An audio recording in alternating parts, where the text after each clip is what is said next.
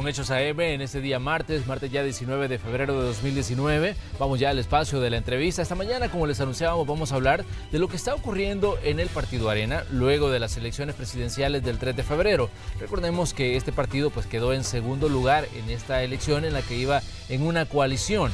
También es de recordar lo que está ocurriendo en la Asamblea Legislativa luego de una propuesta presentada por el presidente electo Nayib Bukele. Pero pongamos más hechos en contexto y luego saludamos a nuestro invitado de esta mañana. Una reingeniería es lo que buscan los partidos políticos luego de los resultados de las elecciones presidenciales que se llevaron a cabo el pasado 3 de febrero.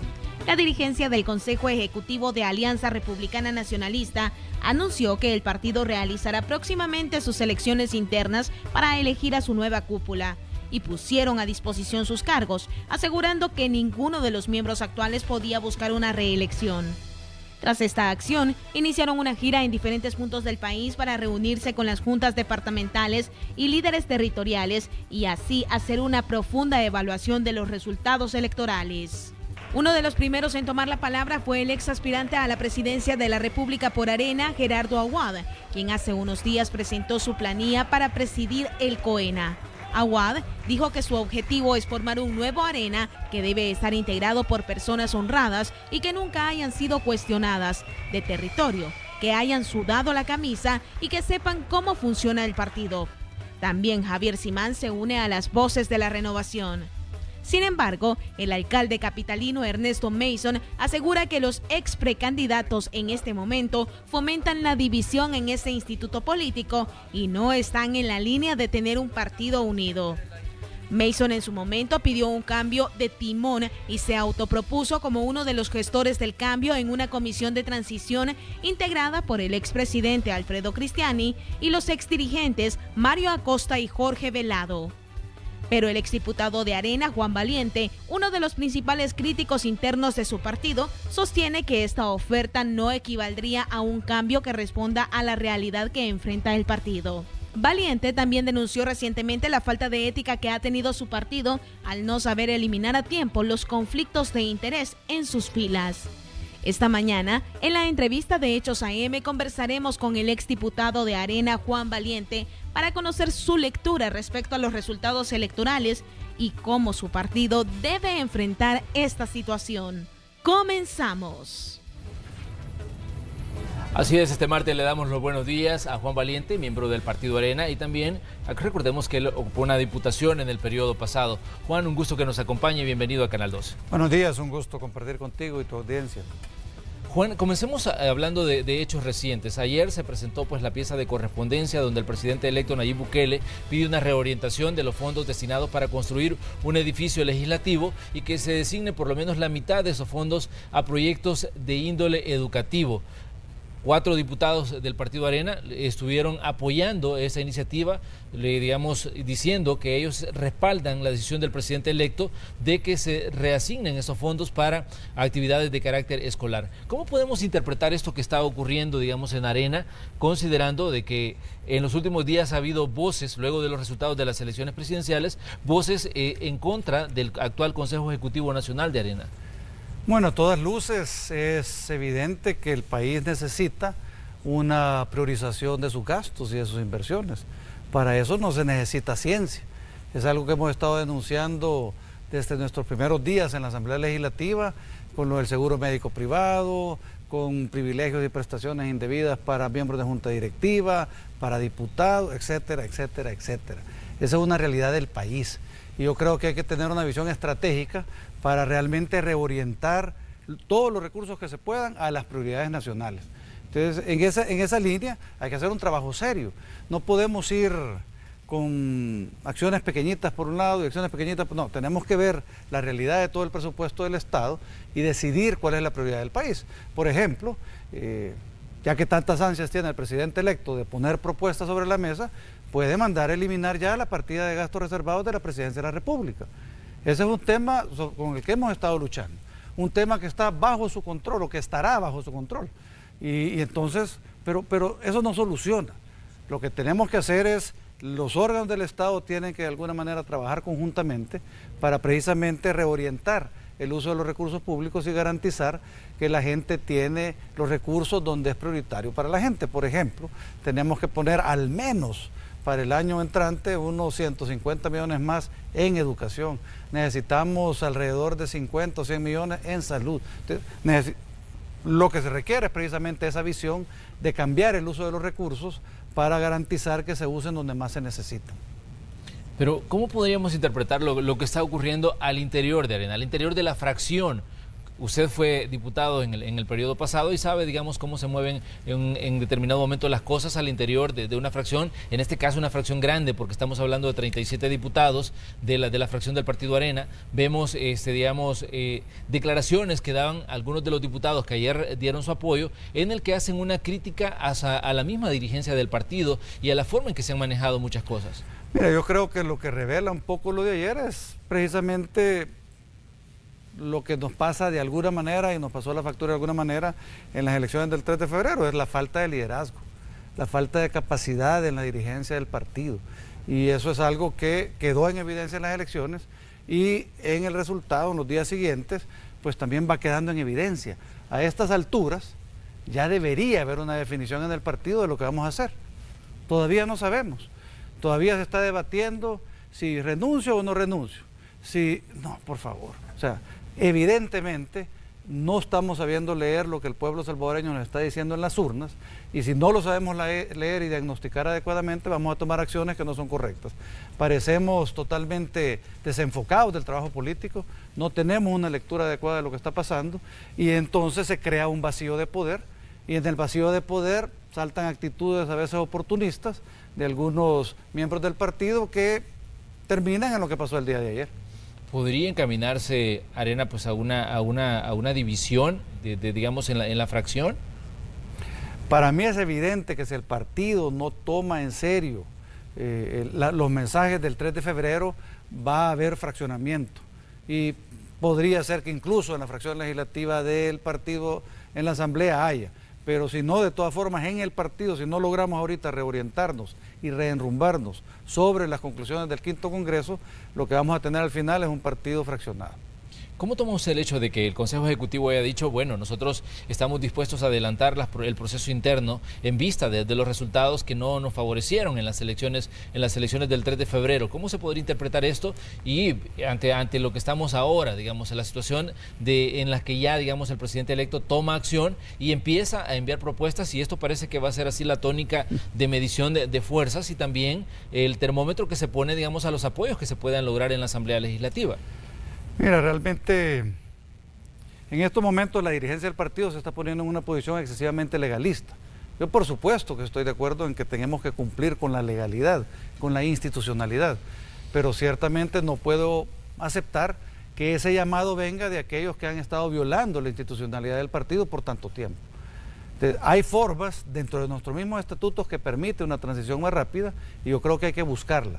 No podemos confiar en este COENA, que ha llegado a ser COENA violando los procesos democráticos internos, para que nos ayude a dirigir el siguiente proceso electoral interno. Eso no funciona así.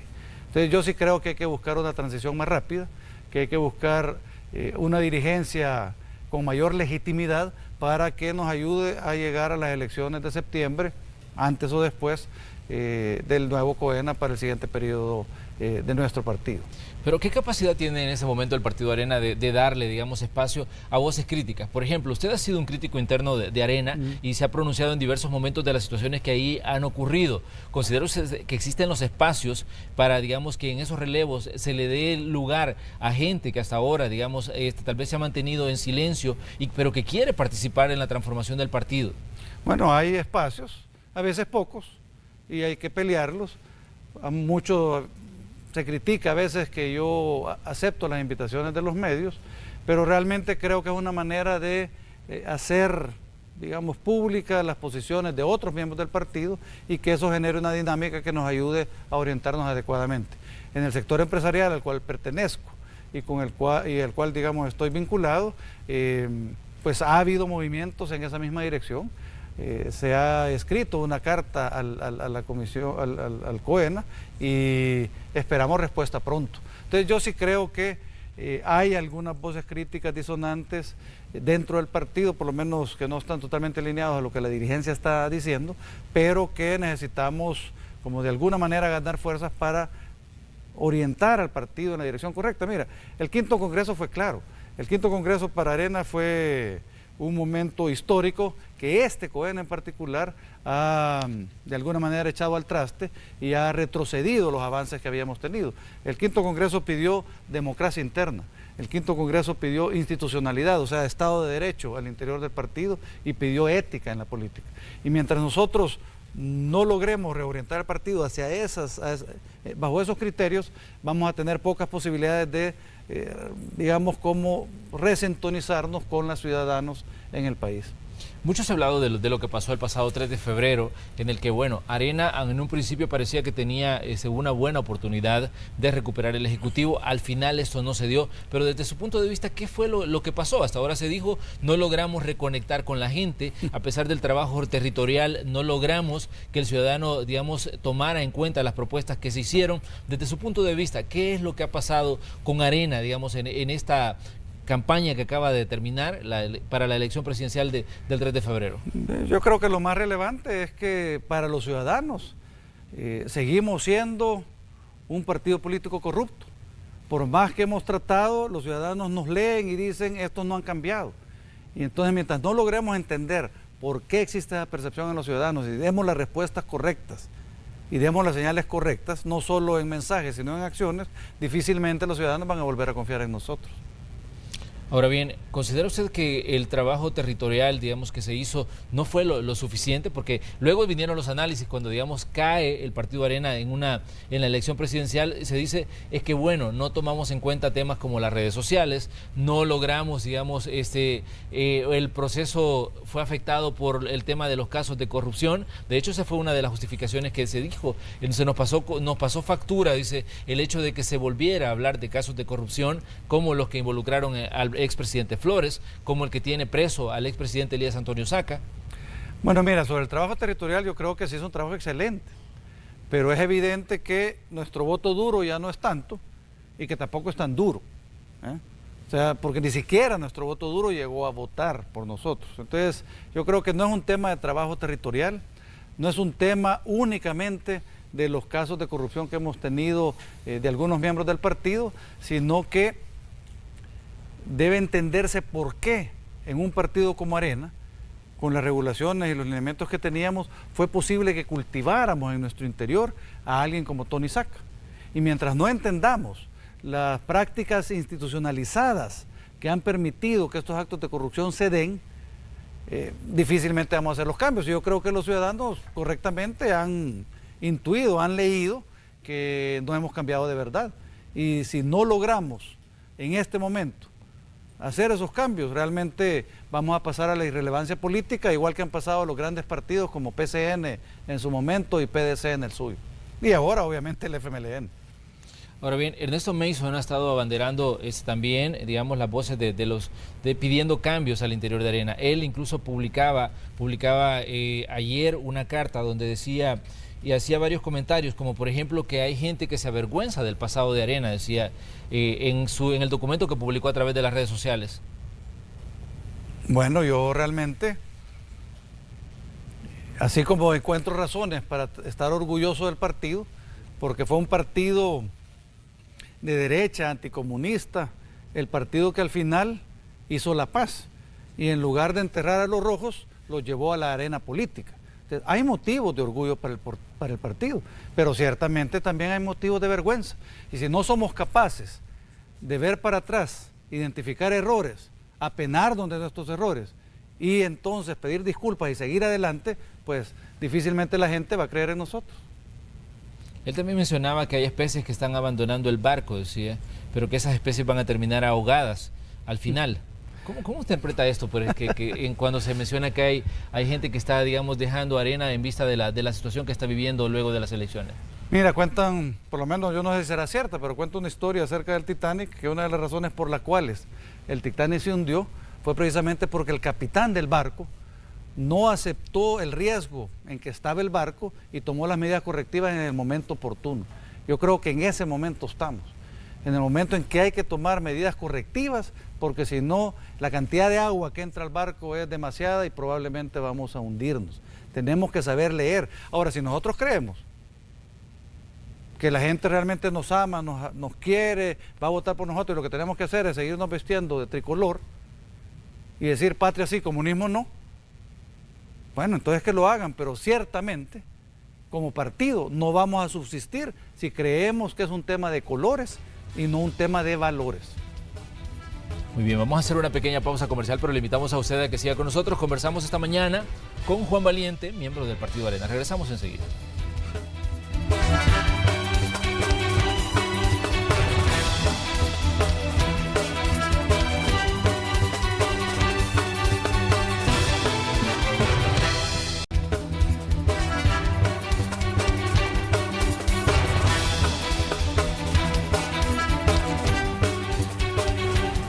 Gracias por continuar con nosotros. Esta mañana en el espacio de la entrevista conversamos con Juan Valiente, miembro del Partido Arena y también exdiputado de la Asamblea Legislativa. Estamos hablando de lo que está ocurriendo en este partido político luego de las elecciones del 3 de febrero de 2019. Juan, ¿cómo interpreta usted el hecho de que algunos de los diputados que han estado, digamos, dándole su señal de aprobación al presidente electo estén denunciando, como el caso de Milena Mayorga, que dijo de que en la cúpula se les había pisoteado en determinado momento, dijo de que muchas de las iniciativas que ella buscaba impulsar fueron, digamos, detenidas por parte de la cúpula de Arena? También hemos escuchado a Simeón Magaña diciendo de que él está de acuerdo, digamos, con las decisiones que toma el presidente y que esto no es un cheque en blanco lo que están entregando. Hemos visto casos como el de Gustavo Escalante también, que de pronto, de ser una persona que no ha tenido mayor protagonismo a nivel político ni a nivel legislativo, ahora aparece también abanderando las propuestas del presidente electo Nayib Bukele. ¿Cómo interpretamos todo esto que está ocurriendo en la Asamblea, digamos, en momentos en que Arena también está pasando por esta decisión de qué hacer luego de las elecciones del 3 de febrero? Mira, yo creo que, como te comentaba, es una muestra más del tipo de liderazgo que tenemos en el partido, ¿eh? Y de lo que podríamos esperar si este liderazgo permanece mucho tiempo más en el partido. Este vacío de poder y este desorden en el manejo de los mensajes y de las situaciones va a continuar. Ahora, la génesis también tiene su origen en las prácticas antidemocráticas al interior del partido, a pesar que en nuestro 5º Congreso lo que pedíamos era democracia interna. Lo que ha pasado muchas veces en la fracción, y yo he sido testigo de ello, son actos de matonería, imposiciones, como que si hubieran diputados de un nivel y diputados de otro nivel, ¿verdad? Cuando todos tenemos, bueno, yo ya no, ¿verdad? Pero todos tendrían la misma dignidad y el mismo estado, porque todos han sido electos por el voto ciudadano, entonces tienen como el mismo nivel de representatividad y deberían tratarse de la misma manera todos. No sucede así, no ha sucedido así. Entonces, en este vacío del poder empiezan a surgir voces disonantes, pero que al final revelan un problema real del partido que debe resolverse con liderazgo inteligente. Si no lo tenemos... Pero, ¿qué puede pasar, digamos, si se da un relevo? El tema del relevo es ahora, digamos, parece parte de la discusión, no solo en Arena, sino también en el FMLN, pero en el caso de Arena, digamos, ¿qué espacios hay para que, digamos, en ese relevo sea legítimo y que no sea una continuidad de lo que actualmente tenemos o que lo que actualmente hay en el Consejo Ejecutivo Nacional? Mira, yo creo que lo que procede es precisamente que la mayoría de miembros del Consejo Ejecutivo Nacional renuncien. Si ellos renuncian, eso permite un proceso digamos, de fortalecimiento del COENA con nuevos miembros a través de lo que indican nuestros estatutos, y este equipo nuevo puede ayudarnos a manejar la transición hacia las nuevas elecciones internas. Tenemos que garantizar que existen condiciones para que en las nuevas elecciones internas las cosas se hagan correctamente, se eviten manipulaciones del padrón. O sea, se busque la manera de depurar el padrón o incluso, como algunos están sugiriendo, de usar un padrón nacional, como sucede en otros países, donde las elecciones internas de los partidos, a las elecciones internas pueden votar cualquier ciudadano que esté debidamente registrado ante el Tribunal Electoral de su país. Entonces podría incluso llegarse a eso. Lo importante es que sea genuinamente democrática, que no haya manipulaciones del proceso tampoco, como esas tonterías de cerrar sedes, de manipular eventos de los contrincantes, eso no se puede dar. Entonces, si nosotros garantizamos un ejercicio de genuina democracia interna, yo creo que vamos a salir fortalecidos. Ahora, si seguimos apostándole a la falta de institucionalidad, a la falta de democracia y a la falta de valores, pues ciertamente el partido empieza una debacle que va a ser difícil parar. Una de las situaciones que se le ha achacado siempre al Partido Arena es, digamos, representar intereses económicos, Juan. ¿Por qué no se logra, digamos, quitar ese mote que ha tenido durante muchos años el Partido Arena en el sentido de representar, digamos, a las clases pudientes de este país? Yo creo que uno de los temas que hay que precisamente consolidar en la transición del partido es esa visión del Estado. Es cierto, nosotros creo que estábamos en el pasado en una visión demasiado patrimonialista, una visión del Estado que protegía intereses de sectores, intereses de grupos, y tenemos que movernos a una visión de un Estado de Derecho, porque es un Estado de Derecho el único modelo de Estado donde realmente se van a defender y respetar los deberes y los derechos de los ciudadanos. Y si ponemos al centro de la acción política, como dice el primer artículo de nuestra Constitución, al ciudadano, puede ser que luego de demostrarlo en la práctica, los ciudadanos empiecen a volver a creer en nosotros. Pero tenemos que terminar esa transición de un Estado, si querés, un poquito más feudal, a un Estado de Derecho, que es el que está en el sustrato de las sociedades modernas que encontramos en los países más desarrollados del mundo. Ahora bien, otro de los elementos que ha estado en debate siempre es el tema de la tolerancia de parte de los partidos mayoritarios a la corrupción. Sí, o sea, ciertamente nos ha faltado, creo yo, lo que en algún momento existió de una intolerancia 100% contra la corrupción. Muy pocos, digamos, ciudadanos saben, pero algunos de los hechos de lucha contra la corrupción del pasado fueron iniciados por los presidentes de Arena. Si el presidente tiene que alertar cuando ve algún evento que le indica quizás malversación de fondos a la Fiscalía, y la Fiscalía procede con la persecución del delito. Y algunos de los que han estado presos, algunos de los que ya salieron, han iniciado con procesos legales por aviso de la Presidencia de la República. ¿Y quiénes eran los presidentes? Presidentes de Arena. Sin embargo, nos hemos dejado, por los pecados recientes, en las últimas presidencias, nos hemos dejado pegar el mote de que somos corruptos, y no hemos logrado demostrar en la práctica que efectivamente dentro de Arena hay personas y muchos militantes que creemos que la corrupción es uno de los cánceres más importantes a vencer en el país. Ahora bien, usted ha hecho una serie de declaraciones en los últimos días, por ejemplo, del hecho de que gente del Consejo Ejecutivo recibía algún tipo de salario en la Asamblea Legislativa porque tenían o ostentaban el cargo de asesores. Digamos, ¿por qué, digamos, no se hace nada al interior de Arena respecto a este tipo de cosas? ¿Por qué también no se actúa con el tema de los sobresueldos cuando hay gente que ha sido señalada directamente de haber recibido algún tipo de beneficio y hasta cierto punto lo han normalizado, al haber digamos, tenido un salario extra al puesto que tenían dentro del funcionamiento del Estado? Mira, yo lo he dicho y lo mantengo. Aquellas personas del partido que se han visto involucradas, por ejemplo, en el tema de los sobresueldos, deberían apartarse del partido. Diferente es que hayan siquiera atendido el tema del pago de los debidos impuestos, porque yo conozco algunas personas que ese ingreso lo reportaban como ingreso internacional digamos, de otros países y pagaban sus debidos impuestos. Entonces, eso es lo relevante al final, desde el punto de vista del funcionario. Diferente es del que hace uso de la partida secreta de la presidencia para pagar eso. Mientras sea en el Ejecutivo, digamos, es cuestionable, pero es menos cuestionable que cuando se usan esos recursos para pagar favores o beneplácito o buena voluntad en otros órganos del Estado, como se hacía desde la presidencia con miembros de la Asamblea Legislativa, con miembros del Poder Judicial. Entonces, para mí eso está clarísimo y no deberíamos tener duda en actuar, pero ciertamente no actuamos. Después, con el tema de la planilla legislativa, es algo que yo en los primeros meses del 2015, después de ser juramentado como diputado, quizás ahí por el mes de agosto, julio, tenía 1 o 2 meses, empecé a identificar la planilla legislativa como uno de los peores males de la corrupción en la Asamblea Legislativa, porque era precisamente a través de la planilla legislativa que se prostituía el proceso de formación de ley.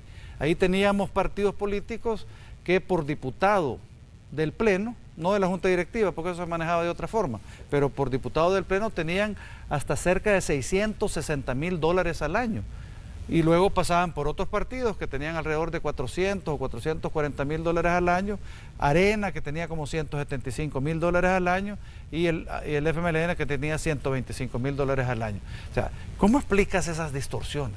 O sea, lo que estaba sucediendo y lo que sucede todavía en la Asamblea es que esa planilla legislativa no es una planilla efectivamente de las personas que trabajan exclusivamente en el labor legislativo, sino que hay muchas contrataciones políticas y eso es lo que tenemos que eliminar. Sobre el caso de los miembros del COENA, yo no he dicho que sea ilegal, porque no es ilegal que tengan un puesto en la Asamblea Legislativa. Yo no he dicho que...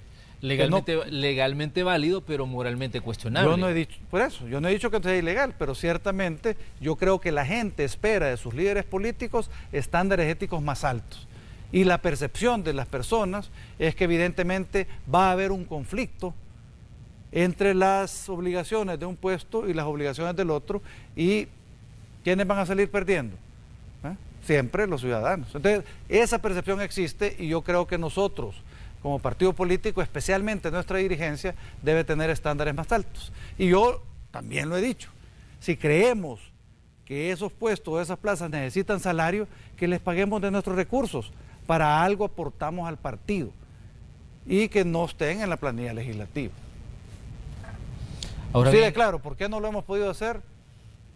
Revela nuestra incapacidad de leer efectivamente dónde está la génesis de los problemas, de saber qué tenemos que hacer y pues por llevar la fiesta en paz. Porque así dicen, miren, no, es que mejor no hagamos mucho, no presionemos mucho para llevar la fiesta en paz.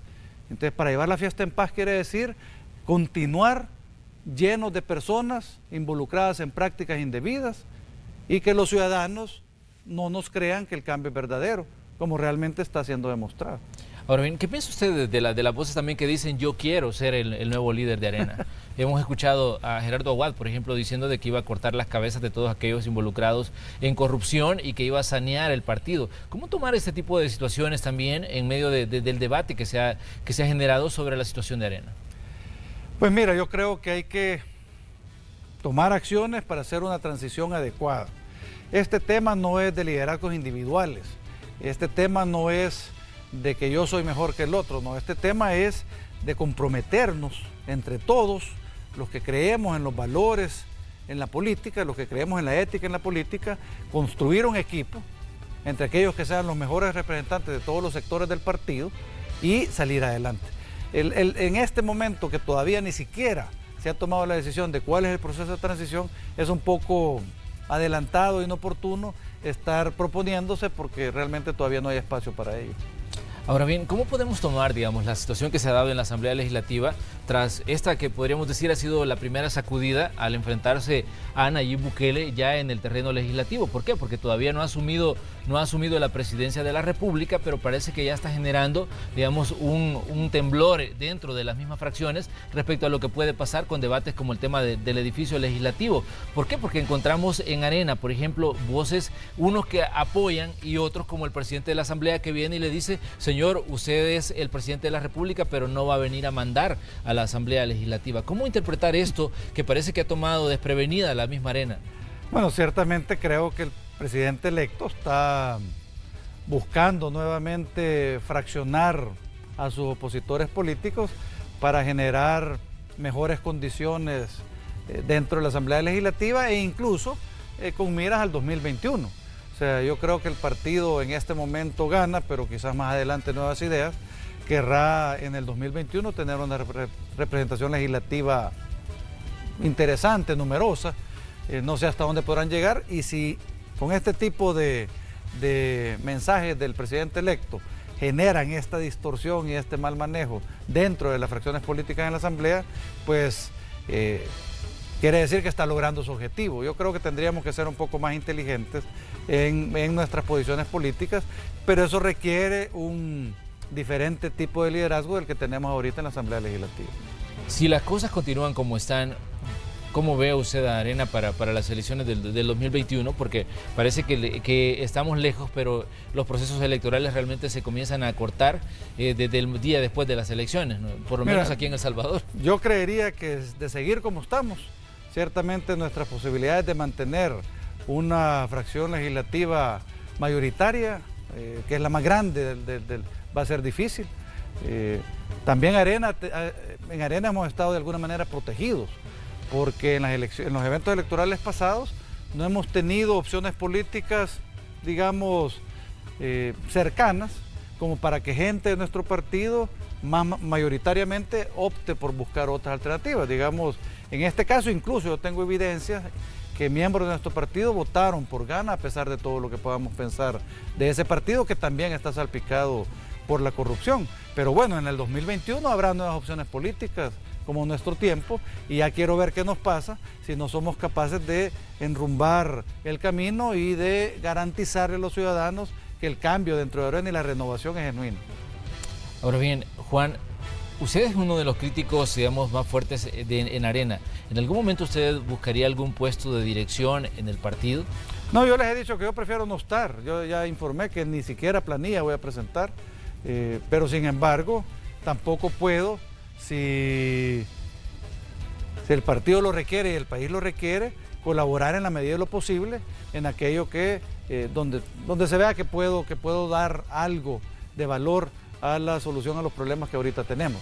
Sin embargo, lo que más quiero promover es que surjan nuevos liderazgos dentro del partido, que esos nuevos liderazgos, bajo los lineamientos correctos del 5º Congreso, retomen las riendas y logremos llevar entre todos el partido hacia adelante. ¿En algún momento, Juan, le han pedido a usted que deje de hablar sobre este tema, los problemas internos que está viviendo Arena?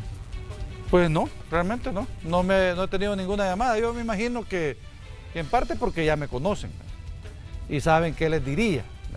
Y entonces he tenido más bien llamadas de distintos miembros del partido, de distintos sectores del partido, en la línea de decir, te felicitamos por lo que estás haciendo, es importante que estos temas se discutan en profundidad, que se conozca las mismas violaciones que hemos tenido al interior del partido en términos de la democracia interna, de los estatutos, de los reglamentos de la Comisión Política, para que podamos de esta crisis salir con algo que realmente valga la pena. Esto Juan, si lo vemos desde fuera, si lo vemos desde los medios, por ejemplo, parece un pleito entre los políticos de larga data con las voces nuevas que han surgido dentro de los partidos. ¿Cómo lo ve usted desde dentro, digamos? Porque hay gente que parece que quiere seguir haciendo lo mismo que ha hecho durante los últimos 30, 40 años. Mire, yo le puedo decir que yo participé de reuniones de la Comisión Política durante casi un año, invitado por la Comisión Política. La Comisión Política entonces había decidido invitar a algunos miembros de la Asamblea Legislativa para tener el pulso de los asuntos políticos que se estaban discutiendo, y entonces en ese proceso también participé en algunas discusiones de las reformas estatutarias y de los reglamentos internos del partido, y me dio la impresión que hay líderes de larga data que tienen muchísima más claridad de la que les queremos dar. Yo creo que el tema hay que buscarlo en el clientelismo político.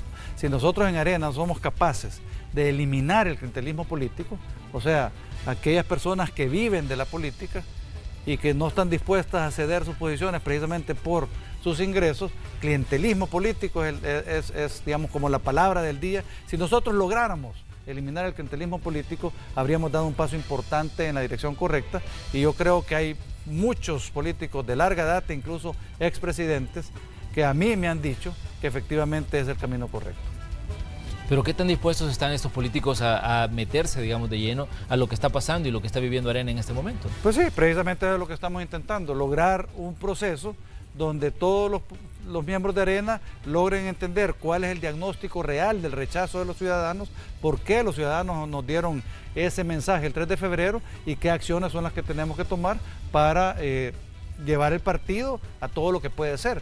Los que seguimos en el partido y estamos en el partido es porque creemos que Arena puede dar todavía mucho de sí.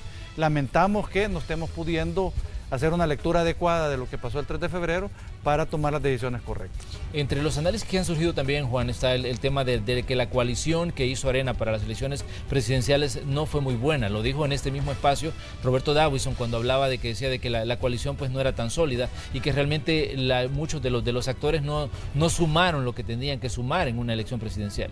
Bueno, yo creo que ese fue un mecanismo del candidato para tratar de, en la época de la campaña, de alguna manera subirse encima de los partidos.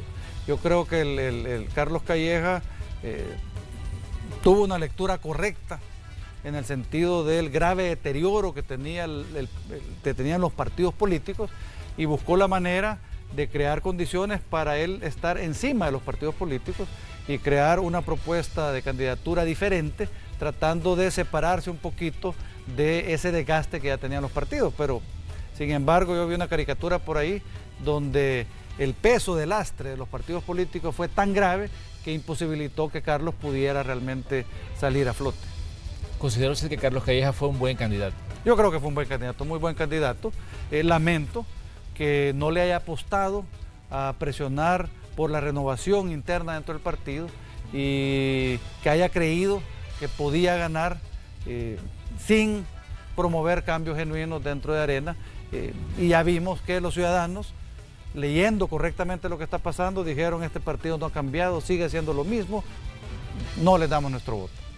Muy bien, Juan, le queremos agradecer que haya venido a conversar con nosotros esta mañana. Le esperamos por aquí nuevamente a medida que vamos avanzando en este proceso en el que seguramente pues habrá más movimientos dentro de Arena.